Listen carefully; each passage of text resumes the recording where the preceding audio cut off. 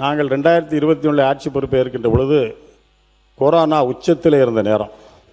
அந்த நேரத்தில் ஆட்சி பொறுப்பை ஏற்ற போது கூட கிட்டத்தட்ட 3 மாத காலத்தில் 44,36,000 கோடியாக திட்ட முதலீட்டை நாங்கள் கொண்டு வந்திருக்கோம்.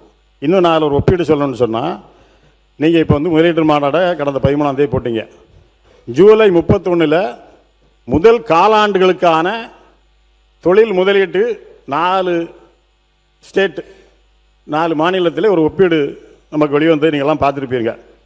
அது ஏற்கனவே இருந்த காலாண்டு, அதாவது போன 21 இருந்த காலாண்டுக்கும் இப்போ 26 இருக்கக்கூடிய முதல் காலாண்டுக்கும் உள்ள வித்தியாசம் ஒப்பீடு. அதில் என்ன கொடுத்துருக்காங்கன்னா, கர்நாடகாவில் முந்தைய காலாண்டை விட வளர்ச்சி விகிதம் 2252.53% அதிகரிச்சிருக்கு ஜூலை 31 3 மாதத்தில் காலாண்டில். கேரளாவில் முந்தைய காலாண்டை விட 294.94% முந்தைய காலாண்டை விட தொழில் முதலீடு அதிகரிச்சிருக்கு வளர்ச்சி. மேற்கு வங்காளத்தில், இதெல்லாம் நம்ம ஸ்டேட் தேர்தல் நடக்கும்போது இதெல்லாம் தேர்தல் நடந்த மாநிலங்கள். மேற்கு வங்காளத்தில் முந்தைய காலாண்டை விட வளர்ச்சி வீதம் 199.58% அதிகரித்திருக்கு. ஆனால் நம்முடைய தமிழ்நாட்டில் நம்முடைய அமைச்சர்கள் கேட்டது போல அந்த 3 மாத காலத்தில் ஜூலை 31 வரை நீங்கள் பார்ப்பீங்கன்னு சொன்னால், தமிழ்நாட்டில் முந்தைய காலாண்டை விட 74.48% சரிந்துள்ளது. 200-300% 3 மாநிலங்கள் உயர்ந்திருக்கு. தமிழ்நாட்டிலே சரிந்திருக்கிறது, யாரும் மறக்க முடியாது. உங்களுடைய குடியிருப்புகளே எங்களுடைய பேரவைத் தலைவர் அவர் குற்றச்சாட்டு வந்து பயங்கரமா வைக்கிறாரு. அதுக்கு ப்ராஜெக்ட்ஸ் டுடேன்னு ஒரு பத்திரிகை, அது வந்து ஒரு நீங்க காசு கொடுத்தா என்னாலும் எழுதிப்பாங்க, அது வந்து ஒரு பிரைவேட் பத்திரிகை. அந்த பத்திரிகையில எழுதப்பட்ட ஒரு தவறான செய்தியை இங்க எடுத்துட்டு வந்து படிச்சு நம்மளுடைய தமிழ்நாடு எங்கேயோ போய்கிட்டு இருக்குன்னு தப்பான ஒரு நோக்கத்தை நீங்க வந்து சொல்லக்கூடாது. அதுவும் இல்லாம வந்த ஒரே 3 மாசத்துல 1 லட்சம் கோடி அப்படின்றது இன்னைக்கு வரை எந்த அரசாங்கமும் பண்ணல, நாங்க பண்ணியிருக்கோம். 1 லட்சம் இளைஞர்களுக்கும் இதனால வேலை கிடைக்க போகுது. இன்னொன்னு ஒண்ணு சொல்லிக்கிற பேரவைத் தலைவர் அவர்களே, இங்க வந்து அரசியல் பார்க்காம தொழில்துறைன்றது ஒரு சென்சிட்டிவான டாபிக். அதாவது இன்வெஸ்டர்ஸ் எல்லாரும் உட்காந்து பார்த்துட்டு இருக்காங்க. இதுல அரசியல் அப்படின்றத என்னைக்குமே திணிக்கவே கூடாது. இங்க இருக்க 234 உறுப்பினர்களும் 1.5 ட்ரில்லியனை வந்து ரீச் பண்றதுக்கு எல்லாரும் ஹெல்ப்ஃபுல்லா இருந்து எல்லாரும் இதை அச்சீவ் பண்ணணும். இதை வந்து அந்த அரசாங்கம் செய்தது இந்த அரசாங்கம் செய்ததுன்னு அரசியல் பண்ணாம இளைஞர்களை மட்டுமே நோக்கமா நீங்க வச்சிருந்தீங்கன்னா இதை பத்தி நீங்க பேச மாட்டீங்க.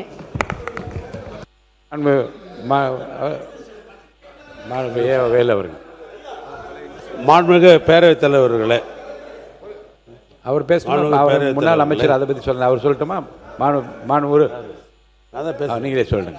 மாண்புமிகு பேரவைத் தலைவர்களே, எங்களுடைய சட்டமன்ற உறுப்பினர் ஒப்பீடு சொல்லுகிறார். இல்லை அவர் என்ன சொல்றாங்கன்னா, ஒப்பீடு சொல்ற பத்திரிகையை வந்து அதான் சொல்ல அதிகாரப்பூர்வமான அரசு இதழா மத்திய அரசாங்கம் வெளியிட்டதா அல்லது அதிகாரப்பூர்வமாக எந்த அமைப்பு வெளியிட்டதுன்னு சொல்லாம நீங்க கொடுக்க தப்புன்னு சொல்றாங்க. தப்பு இல்லையே? ஏன்னா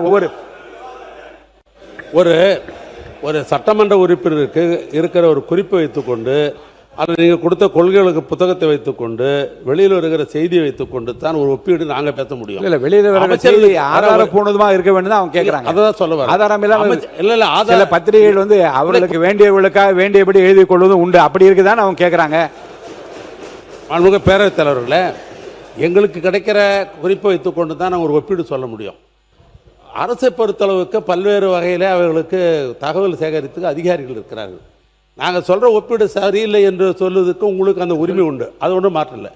அதை சொல்லுகிற இடையில் காசு கொடுத்தா பத்திரிகைக்காரங்க எது வேணாலும் எழுதுருவாங்கன்றது என்பது ஒட்டுமொத்த ஜனநாயகத்தை, ஏன்னா ஜனநாயகத்தில் 4வது தூணு பத்திரிகை தொலைக்காட்சி, அதை கொச்சப்படுத்தக்கூடாதுன்றதான் என்னுடைய முதல் பிரச்சனை. ஒன்று, தொழில்துறை அமைச்சர்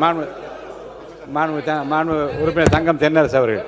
பேரவைத் தலைவர் அவர்களே, ஒரு அரசாங்கத்தினுடைய செயல்பாடுகளை குறித்து 3வது கண்ணாக இருந்து விமர்சனங்களை எடுத்து வைப்பது பத்திரிகைகள், ஊடகங்கள். அந்த பத்திரிகைகளில் வரக்கூடிய செய்திகள் மீது இப்படி நம்மளுடைய அவையிலே அப்படி ஆட்ரிபியூட் பண்ணக்கூடாது. அவர்கள் என்ன நடந்து கொண்டிருக்கிறதோ அதை பற்றி எழுதுவார்கள். ஒப்பீடுகளை பண்ண முடியும். மேடம் ஒரு நிமிஷம் இருங்க. நீங்கள் அப்படி கொடுக்கக்கூடிய பத்திரிகைகளிலே ஆளுங்கட்சிக்கு ஆதரவாக காசு வாங்கி கொண்டு எழுதுகிறார்கள், எதிர்கட்சிகளுக்கு காசு வாங்கி கொண்டு எதிர்கட்சிகளுக்கு ஆதரவாக எழுதுகிறார்கள் என்றதெல்லாம் பொதுவாக பத்திரிகைகளை குறித்து அவ்வாறு அமைச்சர் அவர்கள் இந்த அவையிலே சொல்லக்கூடாது. பத்திரிகையில் இரண்டு புறம், ஏன்னா நீங்க ஒரு பத்திரிகை ஒரு குறிப்பிட்ட ஒப்பீடை செய்திருக்கிறது, ஒரு குறிப்பிட்ட புள்ளி விவரத்தை கொடுத்திருக்கிறது என்பதற்காக இவர்கள் காசு வாங்கி கொண்டார்கள் என்று ஒரு பத்திரிகை பற்றி குறிப்பிடுவது என்பது ஒட்டுமொத்தமாக பத்திரிகையை எல்லா பத்திரிகையிலும் அது குறிப்பிடுவதாக அமைந்துவிடும். எனவே அது போன்ற ஒரு நிலைப்பாட்டையோ அது போன்ற ஒரு செய்தியோ மாண்புமிகு அமைச்சர் அவர்கள் அவையிலே சொல்வது அழகல்ல என்பதை நான் தெரிவித்தேன். மாண்பு சட்டத்துறை அமைச்சர், நான் அதை பற்றி விளக்கம் நான் சொல்றேன் அப்புறமா. பேரவைத் தலைவர் அவர்களே, அமைச்சர் அவர்கள் சொன்னது ஒரு சில பத்திரிகைகள் நம்பகத்தன்மையில் நிறைய பத்திரிகைகள் இருக்கு. அதில் ஒரு சில பேர் அவர்கள் அவர்களுக்கு தேவையான செய்திகள் அதெல்லாம் நம்பகத்தன்மை இல்லாத நிறைய பிசினஸ் ரிவ்யூஸ் எழுதுறவங்க நிறைய அந்த மாதிரி எழுதுவார்கள். அதை எடுத்துக்கொண்டு இது மாதிரியான ஒரு சபையில் பேசும் பொழுது முதலீட்டாளர்கள் அனைவரும் பார்த்து கொண்டிருக்கிறார்கள். அவர்களுக்கு ஒரு எண்ணம் தவறான எண்ணம் உருவாகும். அதன் மூலமாக மாநிலத்திற்கு கெட்ட பேர் என்ற ஒரு இதெல்லாம் சொன்னார். ஆதாரப்பூர்வமாக இப்ப தேசிய அளவில் கொடுக்கப்படும் ஒரு கணக்கீடும் அந்த மாதிரி கொடுத்தா பரவாயில்ல. ஏன்னா பத்திரிகைகள் நிறைய இருக்கு. இப்ப தினத்தந்தி கூட தான் நல்ல பத்திரிகை நல்ல இருக்கு. அவங்க கூட கடந்த வாரம் ஒரு செய்தி போட்டிருந்தாங்க. லஞ்சம் ஊழலுக்கு எதிராக முதல்வர் விஜய் அவர்கள் சாட்டையை சுழட்டி இருக்கிறான்னு போட்டிருக்காங்க. அது போன்ற விஷயங்கள் கண்டிப்பாக நாம் நம்புறோம். ஏன்னா ஆக்கப்பூர்வமாக நம்பகத்தன்மை உள்ள பத்திரிகைகள் நிறைய இருக்கு. அதையெல்லாம் நம்ம கண்டிப்பா எடுத்துக்கிறோம். நம்பகத்தன்மை இல்லாத பத்திரிகைகள் பற்றி தான் அவங்க சொல்றாங்க. அது எந்த பத்திரிகை, அதை பத்தி நம்ம இந்த மாதிரியான ஒரு நேரத்தில் பேச வேண்டாம். உறுப்பினர் எடப்பாடி கே பழனிசாமி அவர்கள்.